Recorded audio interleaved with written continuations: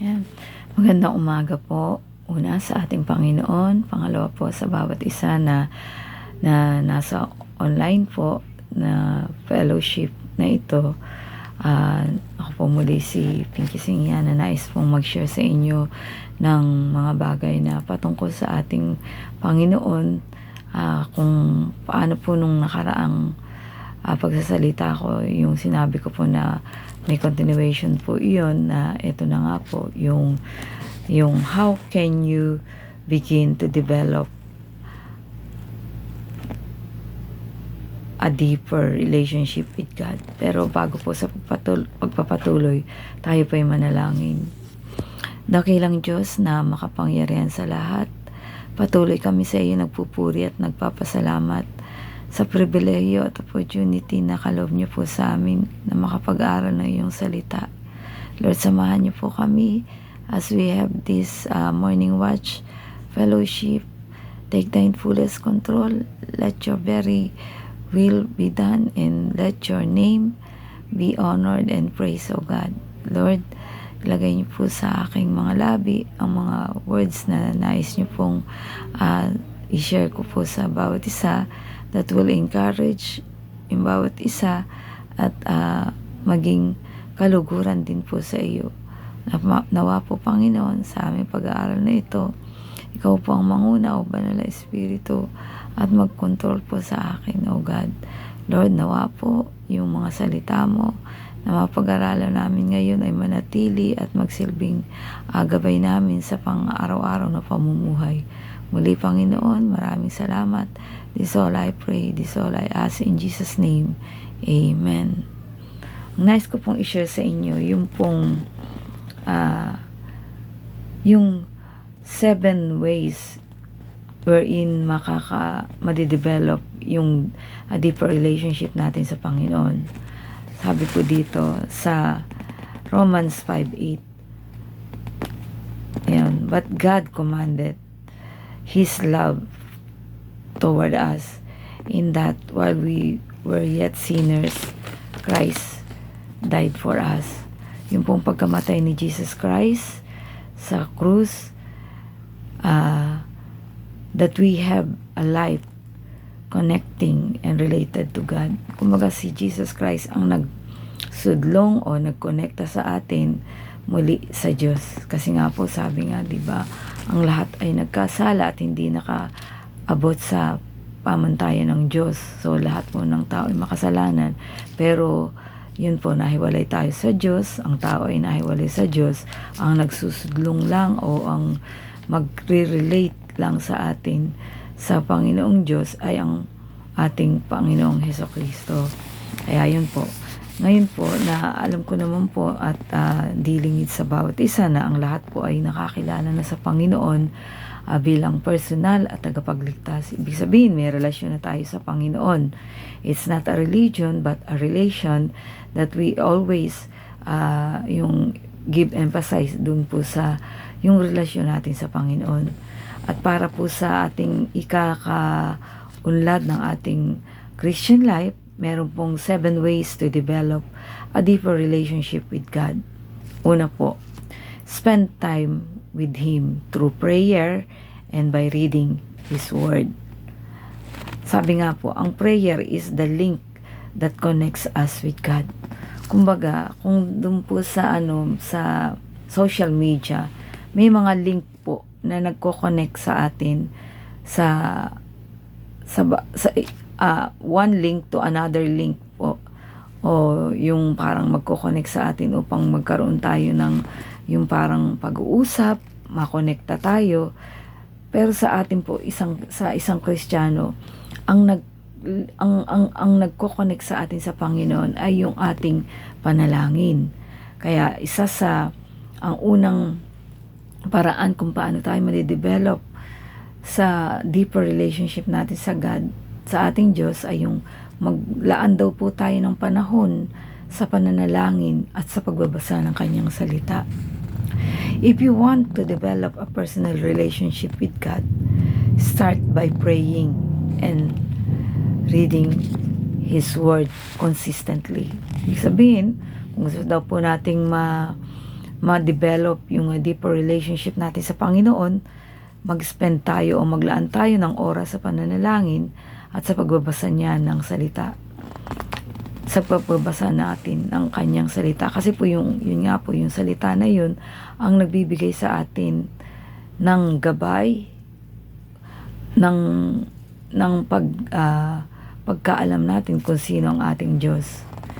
This is the most important way to develop, grow your relationship with Him, because no relationship would thrive without intentional communication. God is sovereign, but He would never force us to spend time with Him.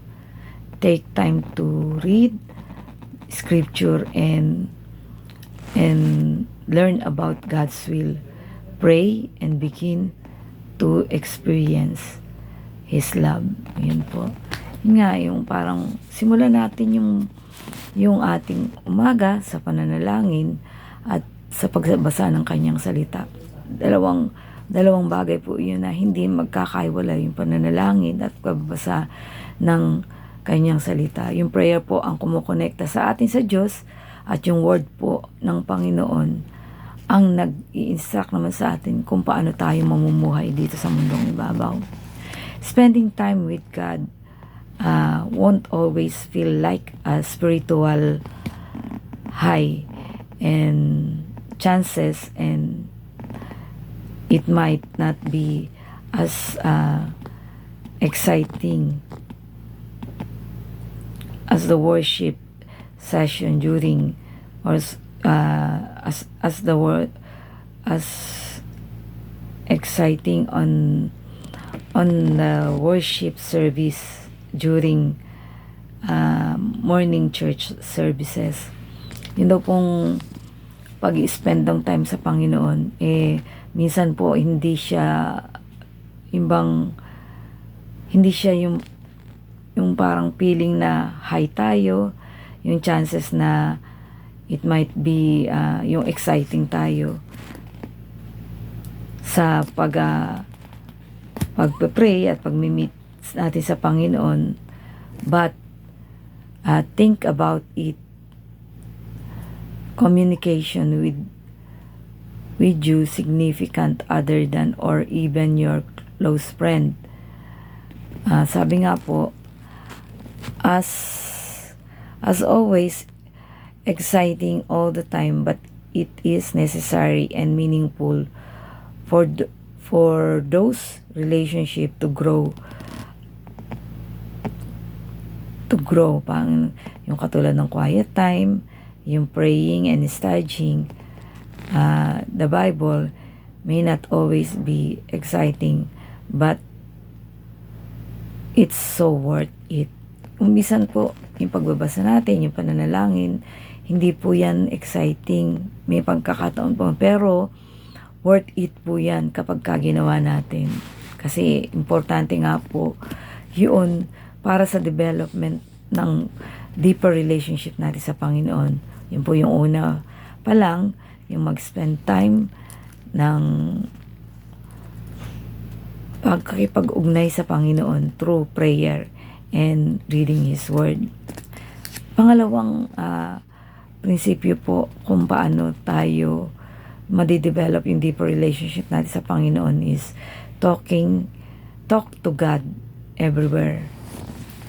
I know this is one might seem a little word. Yung bang kakaiba po, yung bang pakikipag-usap sa Diyos. How can you talk to God everywhere? The scriptures describe to us praying without ceasing. Ibig sabihin yung pakikipag-usap sa Diyos, yung everywhere, yung bang minsan kahit ano yung ginagawa mo, yung bang nasa isip mo siya nakausapin, mag-utter ka lang ng prayer through sa mind. Yun po, yun yung ibig sabihin na talk to God everywhere. Yung bang kahit nasaan ka, pwede mo siyang tawagan. Pangalawa po yun sa kung paano natin madidevelop yung deeper relationship natin sa Panginoon. Yung bang makipag-usap tayo sa Kanya kahit kalayaan. Yan. God is a personal God. He isn't far away from us. He wants us and cares about even the small needs of ours. Yung sabihin yun, bang very much concerned ang ating Panginoon kahit na yung kaliit-liit at maliit na bagay sa ating buhay, concern niya yun. Kaya huwag tayong mahiya na makipag-usap tayo sa Panginoon everywhere. Yung minsan yung kahit sa isip lang. Yun po yung second. Pangatlo po is pursue relationship with other Christians. Our relationship with other Christians is important in developing our relationship with God. One verse says, as iron sharpens iron, so one person sharpens another. Proverbs 27:17. We need each other, learning and growing together with like-minded Christians. Help us to grow closer to God.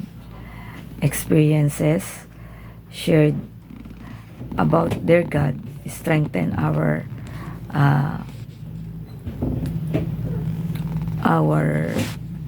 life. Yun nga po, yung pangatlo po, pursue relationship with other Christians. Yung pong nagiging kalakasan din po natin yung kapag meron tayong fellowship with other Christians. Kumbaga yung parang pag nagsisharing tayo, yung po palang yung bang pag nagsisharing tayo na nagkakaroon tayo ng yung booster ba, yung ganoon, yung parang nagpapalakas sa atin yung sharing of experiences of our fellow Christians. Yun po, kaya yung pangatlo, pursue relationship with other Christians. Huwag pong mawala yun, yung pakikipag-ugnay din sa mga kapwa natin Kristiyano. Pang-apat, listen to God's voice. A relationship is a two-way street. While talking to God, it is important din na makinig din tayo sa Kanya. Kailangan po yun. Yung bang hindi lamang tayo yung salita ng salita, hingi ng hingi sa Panginoon, kundi two-way po yan. Yung matutunan din natin na makinig kung ano yung sinasabi ng Diyos. Minsan po kasi meron talagang yung sinasabi nga ni Bishop na yung tinig na maliit na naririnig natin ng isang Kristiyano. Yun. Sabi nga po, yun, listen to God's voice, na pang-apat kung saan madideepen yung ating relationship sa Panginoon. It is not enough to just listen. We should act in obedience when we speak. James 1 and 2. Do not merely listen to the word and so deceive yourselves. Do what it says. Yun po. Kasi isa din sa madideepen yung relationship natin nga, katulad ng binanggit ko kanina, yung word of God. May mga pagkakataon po na kapag binasa natin ang salita ng Lord, nag-i-speak yun, malinaw sa atin, nag-guide sa atin yun kung paano tayo mamumuhay dito sa mundong ibabaw. Yun po yung pang-apat. At pang-lima po is yung be willing to trust God. Yun po, yung ibig sabihin po nito, yung bang to overcome comparison. Ayun. To overcome the comparison, to overcome yung comparison po. Minsan yung grass, sabi nga, the grass is not always greener on the other. Sabi po dito,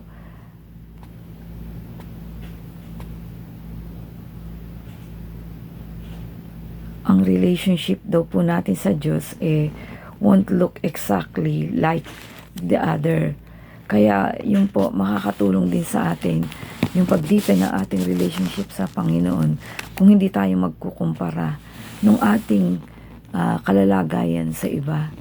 Yun po, yung wag ba ng ikumpara natin but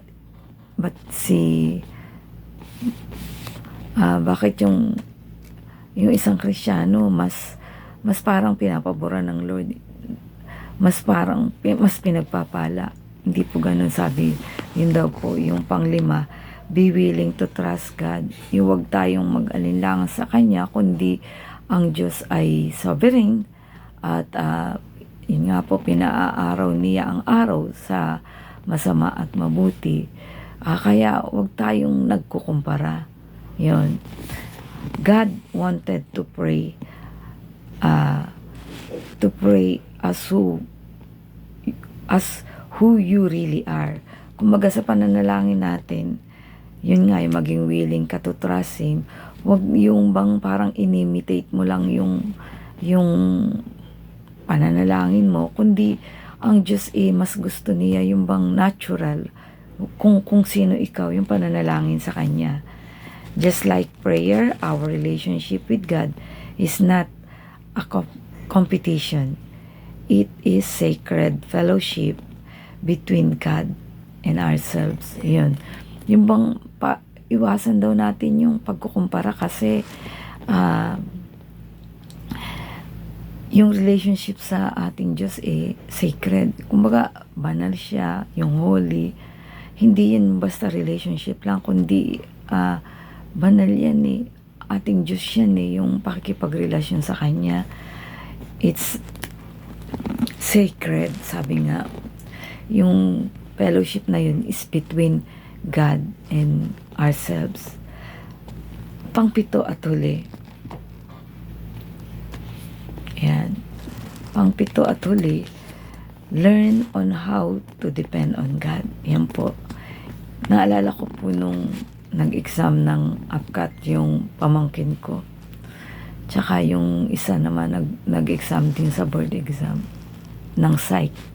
Sabi ko sa kanila nung nag-prayer ako, ang inimpress sa akin ng Panginoon, yung total dependence mo sa God. Kasi hindi mo alam kung ano yung ilalagay na hindi mo alam yung kung paano yung sequence, kung yung bang ni-review ninyo lalabas ba dun sa exam, paano kung hindi alam. Kaya sabi ko nga, yung total dependence sa ating Diyos. Yung bang wala kang lakas kung wala ang Diyos. Wala ka pagka wala ang Diyos.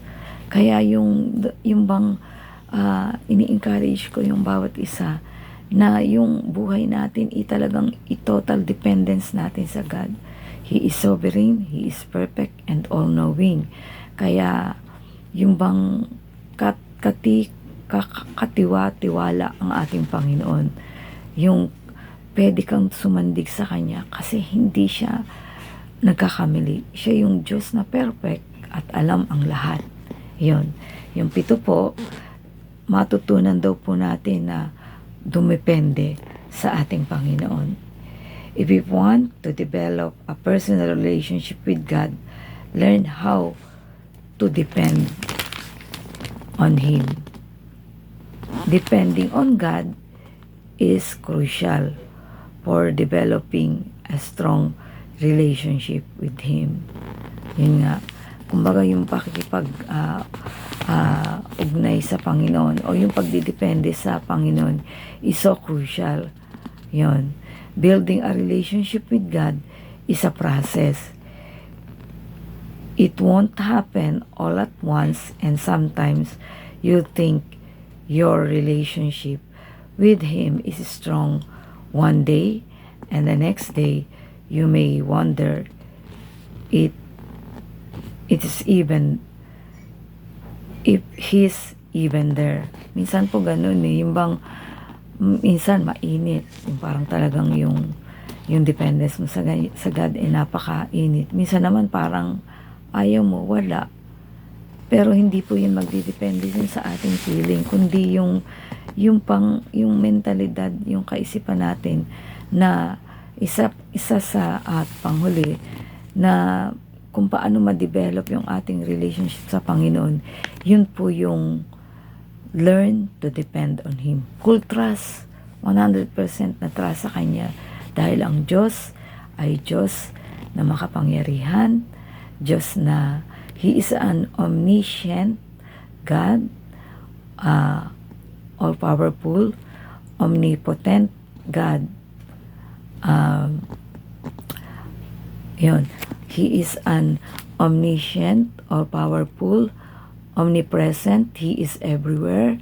He is a God who is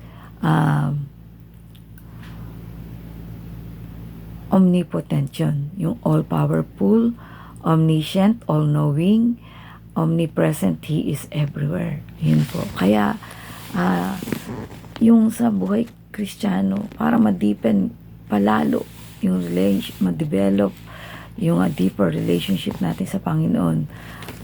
Banggitin ko po uli, spend time with Him through prayer and by reading God's Word. Pangalawa po, talk to God everywhere. Pangatlo po, pursue relationship with other Christians. Pang-apat po, listen to God's voice.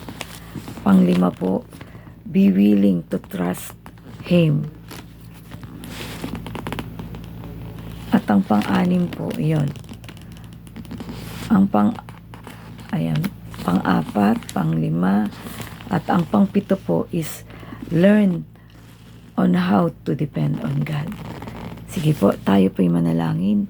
Dakilang Diyos na makapangyarihan sa lahat.